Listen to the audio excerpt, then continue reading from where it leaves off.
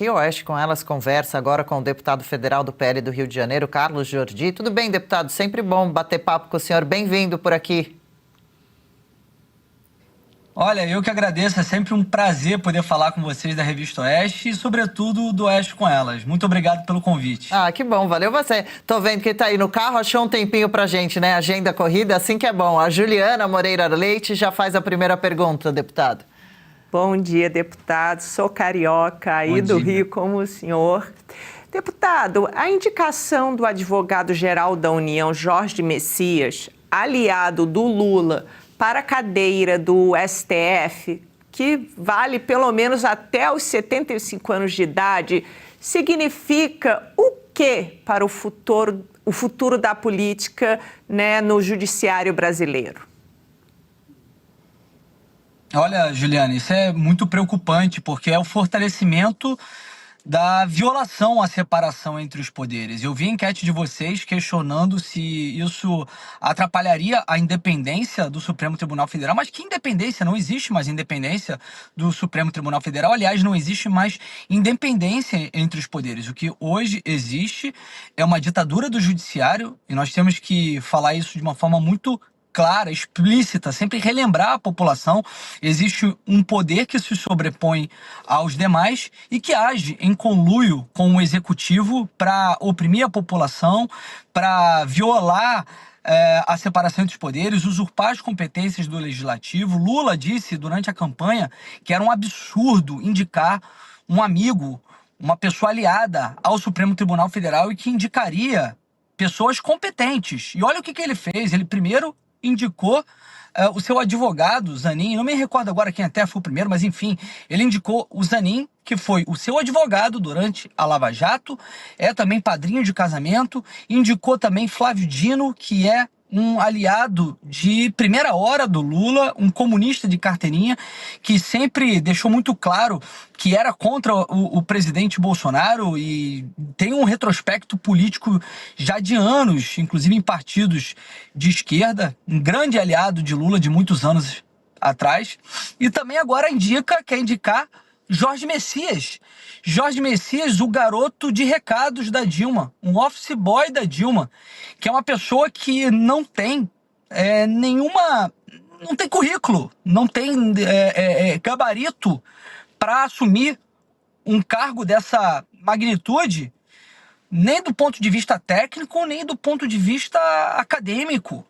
É simplesmente uma pessoa que é aliado de primeira hora, é a pessoa que faz tudo o que Lula determina e que será, evidentemente, mais um reforço de Lula na Suprema Corte. O que ele busca é ter cada vez mais maioria para ter controle sobre a Suprema Corte, porque, inclusive, o Supremo Tribunal Federal hoje se torna o maior meio de exercício de controle sobre o legislativo que o Lula tem.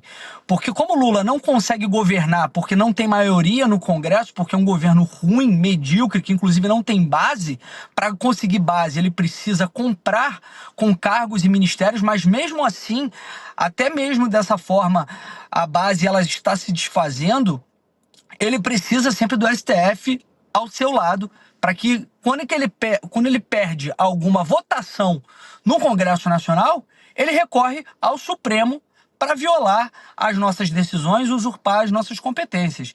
Então é muito ruim, sobretudo se tratando de uma pessoa que ficou demonstrado agora que foi omisso durante a fraude do INSS. Eu venho alertando isso há muito tempo. Desde maio, a partir de quando explodiu a fraude do INSS, quando nós vimos que a AGU ela determinou o bloqueio de algumas entidades sindicais, entidades que tinham descontos irregulares, foi demonstrado pela CGU, a AGU determinou o bloqueio de algumas, mas deixou de fora quais? A Conafer, a CONTAG, que ela é presidida por Aristide Veras, que é irmão do deputado federal do PT, Carlos Veras, e também o Sindinap, que tem como vice-presidente o irmão do Lula. Ele deixou de fora o bloqueio dessas entidades.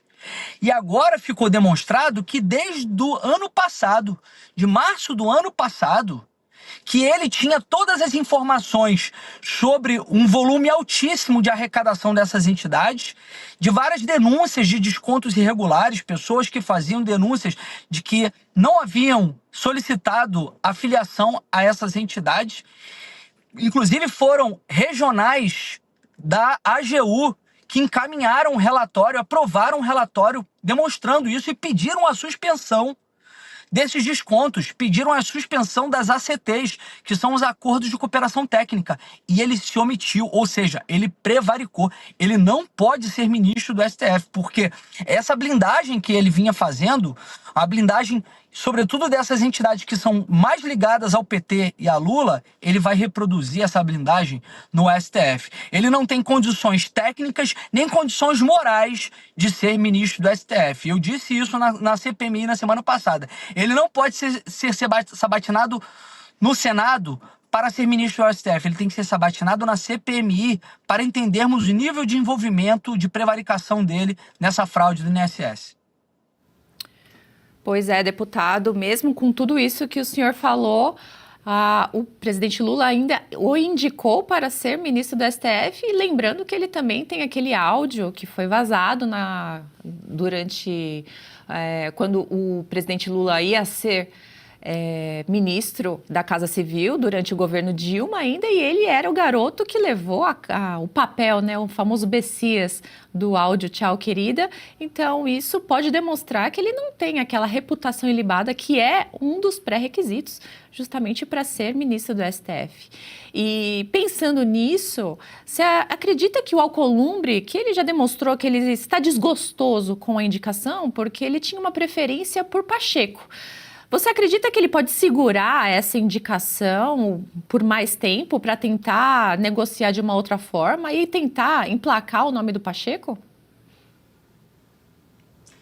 Olha, existe aquele ditado, né, de quando nós vemos dois adversários nossos brigando, nesses momentos a gente torce pela briga. E é nesse momento que realmente nós estamos torcendo pela briga. Já que Alcolumbre, que é um sujeito extremamente mafioso, é um cara que manda realmente no Congresso Nacional, dá as cartas em muitas coisas, tem uma relação muito próxima com Rodrigo Pacheco e quer que ele seja o candidato. Eu acredito que, inclusive, a influência dele será muito grande para que, a partir dessas notícias que surgiram, demonstrando a omissão do Messias, um nível de participação em que ele não agiu quando deveria agir para controlar a fraude e poderia ter feito com que a fraude fosse menor, porque ele poderia ter controlado isso lá atrás. E a partir dessa explosão, dessa notícia, que é algo que realmente faz com que o Messias saia muito desgastado, ele pode ter uma influência muito grande entre os senadores para que possa rejeitar o Messias. E, sinceramente, eu acho que o Messias não pode ser o indicado ao STF. Também não me agrada o Rodrigo Pacheco, evidentemente. Nós temos que sempre lembrar que Rodrigo Pacheco, ele foi um sujeito responsável pelo fortalecimento, pelo aumento da ditadura do judiciário no nosso país, porque foi nesse período em que ele esteve na presidência do Senado Federal, do Congresso Nacional, em que Alexandre de Moraes, ele aumentou e escalonou o nível de abuso de autoridade, de arbitrariedade contra cidadãos comuns, contra parlamentares, e ele sentou em diversos processos de impeachment contra Alexandre de Moraes. Ele foi realmente um omisso. Mas não me agrada também o Jorge Messias, e eu acredito que nós temos que deixar que eles briguem realmente. E nesse momento em que o Jorge Messias é o que está sendo indicado, e eu acho que ele será muito mais subserviente a Lula, nós temos que fazer com que haja um movimento para impedi-lo de ser aprovado na sabatina no Senado. E temos que, inclusive, convocá-lo. Aliás, já existe um convite aprovado na CPMI para que ele compareça. Eu acredito que ele vai estar lá na CPMI E nós precisamos fazer um movimento tanto de buscar a verdade dos fatos, por que ele não agiu, por que ele blindou o irmão do Lula, e também fazer isso para desgastá-lo e assim ele não ser aprovado nessa sabatina. Então, assim, nesse momento em que a Alcolumbre está trabalhando para que Jorge Messias não seja o candidato e sim o Rodrigo Pacheco, nós temos que torcer pela briga, né? Deixa que eles se desgastem. Estaremos acompanhando bem de pertinho. Vamos ver agora quanto tempo demora, né, para essa sabatina acontecer e de que forma ela se dá. Estamos acompanhando com olhares bem preocupados. Tem bastante gente comentando também que foi uma coincidência estranha Lula tê-lo indicado no Dia da Consciência Negra. Tinham pedidos para que fosse indicado uma mulher, para que fosse indicado alguém negro ao Supremo Tribunal Federal. Tem também o fato dele ser religioso e talvez falar com a ala evangélica, algo que é mais distante do governo Lula. Mas, Jordi, sei que você é muito próximo da CPMI do INSS, começou em agosto a comissão desse ano. Quais os principais pontos observados até agora por você? Ordens de prisões, blindagens a figurões, habeas corpus para silêncio ou não comparecimento. Até duvido que vá Messias lá, né? Seria bom. Podem comprometer o desfecho da comissão? Estou vendo uma matéria do Oeste aqui, uma das últimas descobertas. Careca do INSS comprou lancha de 3,4 milhões durante as fraudes. Também tem um jet ski de 100 mil lá no Lago Paranoá. Inclusive, esse barco com capacidade para 19 pessoas tem TV, ar-condicionado, cooktop, frigobar, churrasqueira elétrica e som JBL. Jordi. Olha, sinceramente, se não fosse a CPMI, essas investigações não teriam avançado da forma que nós estamos vendo. Nós vimos que em abril, se eu não me engano, foi quando explodiu a fraude do INSS, as notícias começaram a repercutir sobre essa fraude. O diretor-geral da Polícia Federal, André Rodrigues, que é um capacho de Lula, ele deu uma entrevista dizendo o seguinte, que o Sindinap e o irmão do Lula não eram investigados, que não havia nada contra o Sindinap e contra o irmão do Lula. Assim, fazendo um juízo de valor, saindo como um advogado de defesa do Sindinap, que é o sindicato que mais desviou recursos, tá? Tanto que agora houve um bloqueio de 390 milhões, não sei se vocês se recordam, 390 milhões de reais do Sindinap. Coisa de um mês atrás, a CGU determinou o bloqueio. Aí você se pergunta, né, como que pode um sindicato ter tanto dinheiro? Isso não é uma empresa, não é uma empresa da iniciativa privada, é muito dinheiro. E o Sindinap é um dos sindicatos. A CONTAG também, a CONAFER, todas essas tiveram recursos milionários entrando nos seus cofres fruto do roubo do INSS. E nós vimos aí o diretor-geral da Polícia Federal saindo em defesa do Sindinap, dizendo que ele não era investigado. Teve a AGU com Jorge Messias também, deixando de fora essas entidades que eu destaquei aqui, de fora do bloqueio de recursos. E só agora, por conta da CPMI, que as coisas estão avançando em cima desses sindicatos, dessas entidades sindicais. Então, se não fosse a CPMI, muita coisa estaria sendo blindada. Mas é fato que a CPMI ela teve um bom desenvolvimento até agora, porque nós conseguimos puxar o tapete do governo, que o governo ia ter o presidente, ia ter também o relator. E se fosse dessa forma, pode ter certeza que, assim, provavelmente os culpados de tudo seriam até os aposentados. Essa que é a grande verdade. Nós tivemos um relator que é um grande promotor, nós temos um cara que é fantástico na inquirição, em fazendo seus questionamentos, temos um presidente também que pauta os nossos requerimentos para que nós façamos as convocações e façamos os questionamentos para chegar à verdade dos fatos, mas hoje o governo tem a maioria lá. O governo, como perdeu o presidente, perdeu o relator, o que ele fez? Ele agiu para conseguir maioria. Como é que ele faz isso? É emenda parlamentar, é cargo, e aí faz com que aqueles partidos que antes tinham indicado pessoas que tinham um perfil mais independente ou pró-oposição, eles troquem e coloquem pessoas mais aliadas ao governo. E aí vão fazendo com que haja uma blindagem. Hoje existe um grande movimento de blindagem na CPMI. As pessoas que estão acompanhando têm visto isso. O governo está tendo muita dificuldade. O governo está saindo muito desgastado com a CPMI do INSS. E eu também quero destacar que a própria imprensa, não falo vocês, a imprensa alternativa tem divulgado bastante, mas a imprensa que antes sempre fez divulgações, matérias sobre outras CPIs, como a CPI da Covid, que foi um grande teatro, ela tem se calado com o que está acontecendo na CPMI. E não tem realmente mostrado, não tem feito publicizações do que tem acontecido na CPMI, porque sabe que está tendo um desgaste muito grande para o governo com tudo que tem acontecido lá. E aí o governo tem colocado pessoas simplesmente para fazer a defesa do governo, tentando empurrar para o governo Bolsonaro. É uma coisa assim, uma ginástica mental, é tosco que eles tentam fazer, dizendo que a fraude começou no governo Bolsonaro, eles falam isso, que ela começou no governo Bolsonaro, que o Bolsonaro, antes de sair, armou tudo para continuar roubando no governo Lula. E aí no governo Lula explodiu uma fraude. Se você vê os sindicatos que são historicamente ligados ao PT e à esquerda, roubaram muito e agora eles estão dizendo que a fraude só foi desbaratada, só foi revelada porque o governo Lula que começou a apurar e investigar. Mas aí você vê, por exemplo, o irmão do Lula, o Frei Chico, teve um movimento para blindá-lo lá e aí conseguiram barrar a convocação dele na CPMI. Eu fiz um requerimento de convocação da Daniele Miranda Fonteles, que é uma marqueteira do PT, que inclusive tem como advogado o advogado do careca do INSS. E também teve lá um movimento para barrar essa convocação.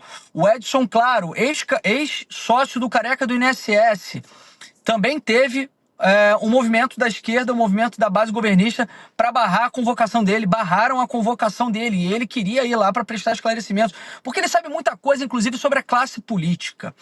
O próprio Alcolumbre, eu não sei se vocês se recordam disso. Olha só, Paulo Boldens, que é ex-chefe de gabinete do Alcolumbre, esse cara, eu não sei se vocês lembram, em 2023, ele foi exonerado do gabinete do Alcolumbre porque naquela época houve uma denúncia sobre uma rachadinha no gabinete do Alcolumbre. E aí, esse cara matou no peito e falou assim, ó, Alcolumbre não sabia de nada, era uma denúncia de rachadinha, se eu não me engano, de 2 milhões. Ele falou, Alcolumbre não sabia de nada, eu que estava fazendo isso e tal, matou no peito, foi exonerado do gabinete do Alcolumbre, só que ele caiu para cima. Ele foi nomeado num Conselho Legislativo do Senado, com um cargo de R$31 mil, ganha quase igual um deputado. E tá lá, ganhando essa bagatela. Só que aí o que acontece? As investigações demonstraram que esse cara, que ainda tem relações com o Alcolumbre, recebeu 3 milhões de uma empresa, Arpar, que é uma empresa que recebeu 50 milhões do careca do INSS. Eu fiz um requerimento de convocação do Paulo Boldens para que ele pudesse esclarecer isso, esclarecer a origem desse dinheiro, para onde ele enviou, por que ele estava recebendo esse dinheiro, se tinha alguma relação com o Alcolumbre. A Alcolumbre, ele fez lá um movimento com a base governista e rejeitaram a convocação de Paulo Boldens. E vale destacar que a Alcolumbre também determinou sigilo de 100 anos sobre as imagens das câmeras do Senado, das visitas do careca do INSS nos gabinetes de senadores. Então, assim, há uma grande blindagem da classe política, querem realmente blindar alguns personagens políticos que inclusive estão envolvidos com a fraude, mas nós estamos trabalhando na medida do possível com o que nós conseguimos apurar, com o que nós conseguimos avançar na CPMI, para realmente mostrar que houve uma participação flagrante do governo nisso tudo, de personagens ligados ao governo, e vamos trabalhar para conseguir responsabilizar aqueles que forem os culpados em toda essa fraude. Mas está tendo uma grande blindagem por parte do governo, que não quer chegar à verdade dos fatos e que só quer construir uma narrativa para tentar se livrar, porque sabe que está sendo muito ruim para a imagem do governo toda essa fraude. Carlos, a gente sabe que o governo atual vive de narrativas, porque eles não têm nada para mostrar de concreto, de melhoria na vida do brasileiro. Pelo contrário, essa vez eles vieram para arrasar com a boca do balão e botar a conta no nosso bolso, que é isso que está acontecendo, né? Mas, Carlos, nós temos também vários outros escândalos. A gente teve o caso do Eduardo Talhaferro, que a gente inclusive já conversou com ele aqui, né? As denúncias da Vaza Toga. Por que a gente não vê a repercussão ou as investigações devidas por boa parte da imprensa? Ou até da Polícia mesmo Federal? Olha, muito bom você ter falado a respeito do caso do Eduardo Tagliaferro, porque eu fui dos que mais buscou com que isso fosse divulgado e que nós pudéssemos ter uma CPMI da Vaza Toga para inquirir, questionar, investigar diversos personagens ligados a esse gabinete paralelo e a fraude processual cometida por Alexandre de Moraes. Mas, infelizmente, existe muita gente com medo de Alexandre de Moraes. A imprensa, boa parte dela tem medo, mas a maior parte da imprensa, na verdade, ela apoia o que Alexandre de Moraes faz, os seus abusos de autoridade, as suas arbitrariedades, porque na visão deles, os fins justificam os meios. Na visão deles, ele está fazendo um bem maior porque ele está combatendo o bolsonarismo, ele está combatendo a direita. E se não fosse isso, a direita ainda estaria no poder e para a imprensa isso daí é muito ruim, essa que é a grande verdade. E aí tem gente também que acaba ficando com medo de fazer as divulgações. Me recordo que na Vaza Toga 1, que foi ano passado, a Folha de São Paulo deu isso e isso teve uma grande repercussão. Mas você vê que esse ano, já na outra Vaza Toga, que o Eduardo Tagliaferro demonstrou que havia comunicações de mensagens entre o Gonê, a PGR e o gabinete paralelo, trocando informações, e isso por si só já poderia até anular a investigação, porque inclusive foi o que muitas vezes levantavam sobre a Lava Jato, dizendo que havia uma articulação, uma comunicação entre o Sérgio Moro e os procuradores, e o próprio Deltan Dallagnol, e aquilo ali eles falaram que colocou em suspeição os integrantes da Lava Jato.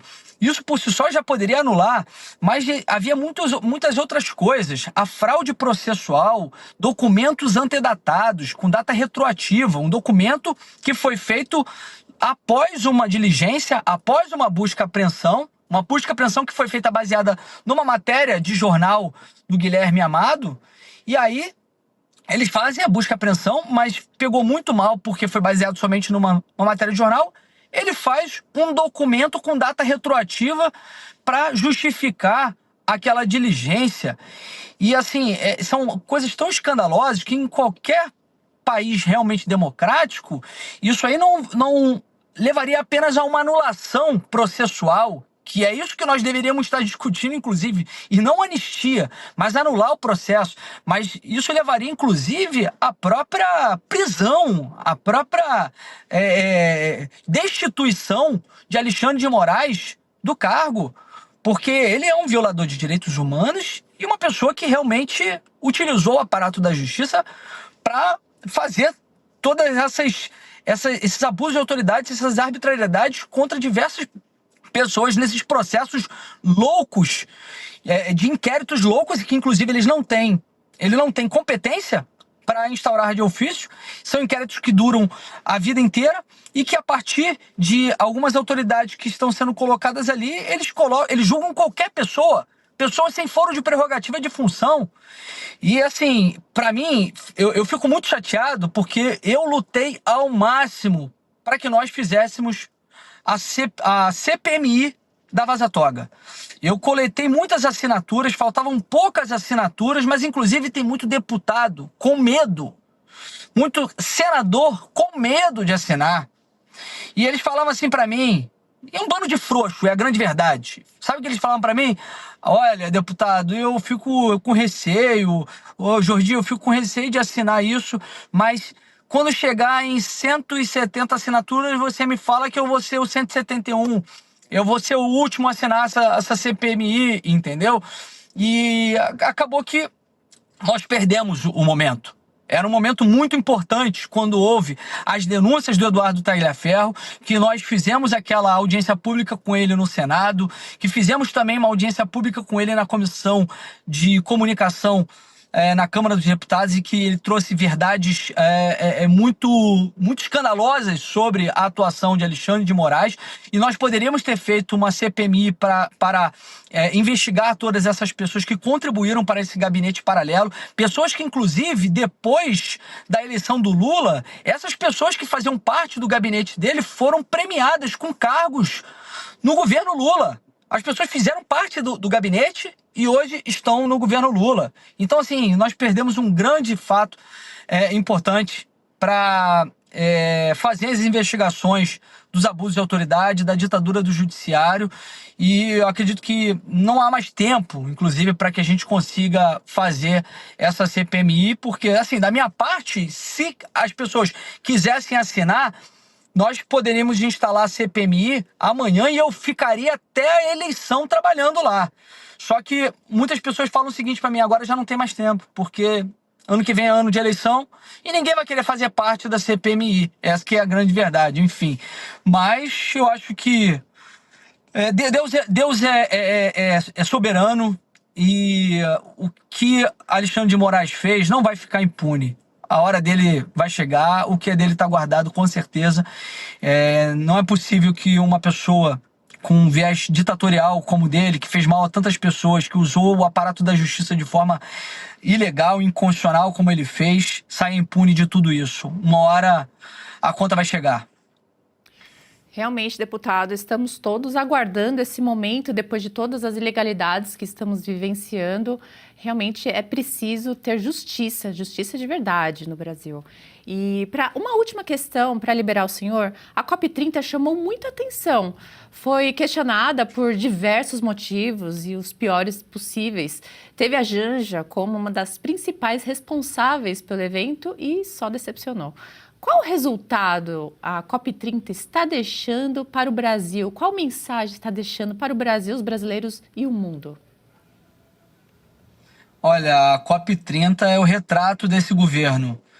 Torraram milhões, aliás, bilhões, torrou bilhões, e muita gente ganhando dinheiro com superfaturamento, empresas de aliados, empresas de aliados do governo lucrando com isso, inclusive empresas ligadas a casos de corrupção, como o dos Barbalho, e torraram todo esse dinheiro para fazer chacota do Brasil. Torraram dinheiro para queimar o Brasil. Essa que é a grande verdade. Queimaram ontem a COP30. Você viu o chanceler alemão falando a respeito do Pará, e realmente Pará é um estado maravilhoso em termos de belezas naturais. Eu conheço muitas pessoas de lá, já fui algumas vezes para o Pará, mas Pará deixa muito a desejar, porque tem corruptos à frente do governo, e que são aliados de Lula, que fazem com que sejam dos estados com um dos menores IDHs, com uma maior quantidade de extensão territorial, que não possui saneamento básico. 60%, se não me engano, da população lá, ou mais, aliás, muito mais, é mais do que isso, não tem saneamento básico. A Ilha do Marajó, um arquipélago que tem, se não me engano, 17 municípios, já estive lá, inclusive, assim, é deplorável, você não tem noção do que é aquilo lá. A falta de serviços públicos básicos, falta de saneamento, a pedofilia, uma cultura horrível de pedofilia, e que a polícia sequer tem instrumentos para poder conseguir resolver, solucionar esses casos. É algo muito triste o que vive lá. E Belém realmente é um estado, é um município que carece de investimento, carece de serviços públicos de qualidade.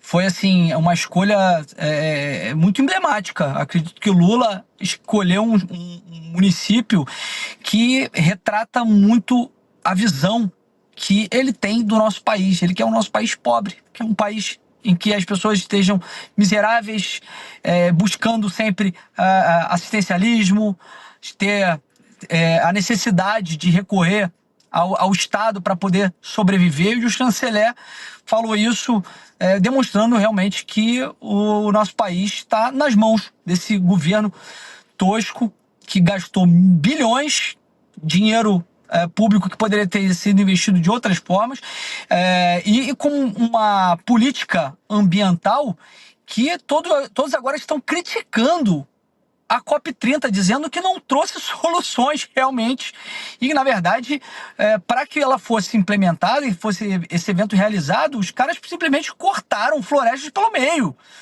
Então, assim, algo que demonstra que o governo está indo muito mal das pernas e uma mensagem horrível de que eles não têm a capacidade de administrar um país em questões ambientais, torrando bilhões do contribuinte, do cidadão brasileiro. Foi uma mensagem muito ruim e queimaram o filme do nosso país, queimaram o filme do cidadão brasileiro. Inclusive está aqui na capa da maioria dos principais sites do país. COP30 tem impasse após texto retirar menção a fim de combustíveis fósseis. Brasil cede pressão para não mencionar roteiro sobre abandono de fontes poluentes. Ambientalistas se revoltam com o texto da COP30, é praticamente inútil. Meu Deus. Carlos Jordi, deputado federal do PL do Rio de Janeiro, boa sexta-feira e fim de semana. Obrigada por tantos esclarecimentos, por dividir aqui conhecimentos, inclusive de bastidores, com a gente. E até uma próxima, viu? Microfone sempre aberto para o senhor por aqui. Olha, eu que agradeço o convite, uma ótima sexta-feira para vocês, sempre um prazer poder conversar com vocês. Valeu, idem. E Carlos Jordi tem uma rede social bastante ativa, você que ainda não segue, dê uma olhadinha por lá, tá sempre postando sobre os trabalhos que faz e a gente segue acompanhando. Legal, gostou desse corte? Estamos ao vivo de segunda a sexta-feira, das 10 ao meio-dia no YouTube da Revista Oeste. Eu, Marina Helena, Adriana Reide e Paula Camacho analisamos as principais notícias do dia. E siga as nossas redes sociais, @oestcom.elas.